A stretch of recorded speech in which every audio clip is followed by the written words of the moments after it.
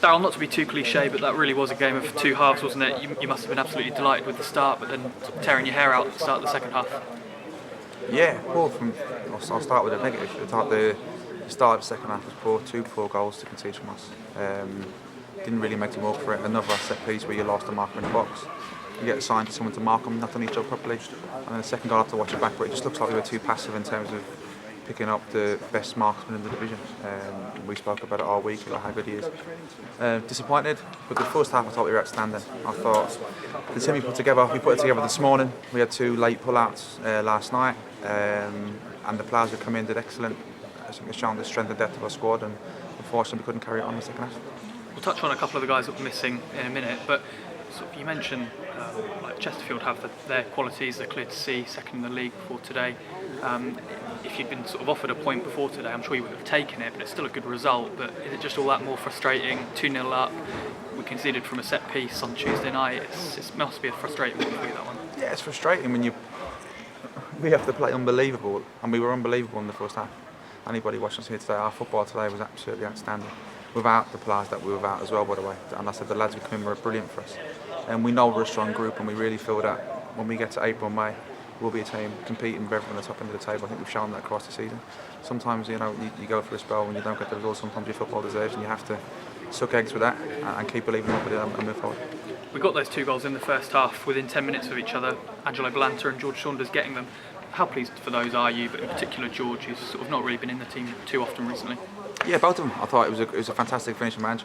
And George, you get into that little space at the back post, which you talk about. It's 2 for him for this season now as well. Both of them have had their injury problems this season. We've not really had probably our whole squad fit this season. That'll be nice. I think we've had Josh, Angelo and Maka fit for about an hour at Stockport.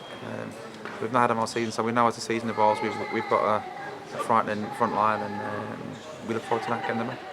Elliot Johnson took a whack, it looked like maybe a boot to the head, there was a bit of blood. Can you give us any update on him? Is he all right? Yeah, it's a nasty one.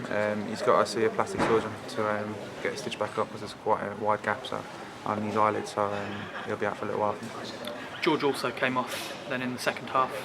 Is that like a precaution? Just cramp, draws a cramp, yeah. As you said, he hasn't played 90 minutes of this intensity for a long time, and got a little bit tired, so he had to come on.